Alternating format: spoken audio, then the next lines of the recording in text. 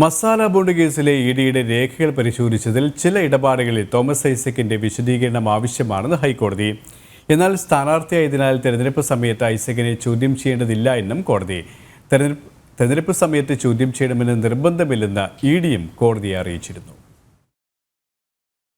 Masala bond കേസിൽ Thomas ഐസക്കിന് ഒരേ സമയം കുരുക്കും ആശ്വാസവുമാണ് ഇന്നത്തെ ഹൈക്കോടതി ഇടപെടൽ. മസാല ബോണ്ട് ഇടപാടിൽ തോമസ് ഐസക്കിനെ ചോദ്യം ചെയ്യേണ്ടതിന്റെ ആവശ്യകത ബോധ്യപ്പെടുത്തണമെന്നതിന്റെ അടിസ്ഥാനത്തിൽ ഇഡി ഇന്ന് ചില രേഖകൾ ഹൈക്കോടതിക്ക് കൈമാറിയിരുന്നു.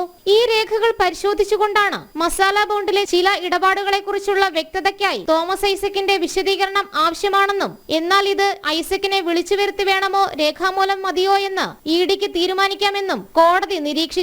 മസാല ബോണ്ട് ഇടപാടിലെ ഇഡി സമൻസിൽ കിഫ്ബി നൽകിയതിനപ്പുറം ഒന്നും തനിക്ക് പറയാനില്ലെന്ന ഐസക് ഇതുവരെ സ്വീകരിച്ചു പോന്ന നിലപാടിന് തിരിച്ചടിയാകുന്നതാണ് കോടതിയുടെ നിരീക്ഷണം. എന്നാൽ സ്ഥാനാർത്ഥിയായതിനാൽ തെരഞ്ഞെടുപ്പ് സമയത്ത് ചോദ്യം ചെയ്യേണ്ടതില്ലെന്ന ഹൈക്കോടതിയുടെ നിലപാട് ഐസക്കിന് ആശ്വാസം നൽകുന്നുമുണ്ട്. തെരഞ്ഞെടുപ്പ് സമയത്ത് ചോദ്യം ചെയ്യണമെന്ന് നിർബന്ധമില്ലെന്നും ഹാജരാകാനുള്ള ഒരു തീയതി ഐസക് അറിയിക്കണമെന്നും ഇഡി ആവശ്യപ്പെട്ടെങ്കിലും ഇക്കാര്യം താൻ നിർദ്ദേശിക്കുന്നില്ലെന്നായിരുന്നു ജസ്റ്റിസ് ടി.ആർ. രവിയുടെ മറുപടി. തുടർന്ന് ഇഡി സമൻസിനെതിരായ ഐസക്കിന്റെയും കിഫ്ബിയുടെയും ഹർജികൾ ഹൈക്കോടതി മെയ് 22-ന് പരിഗണിക്കാനായി മാറ്റി.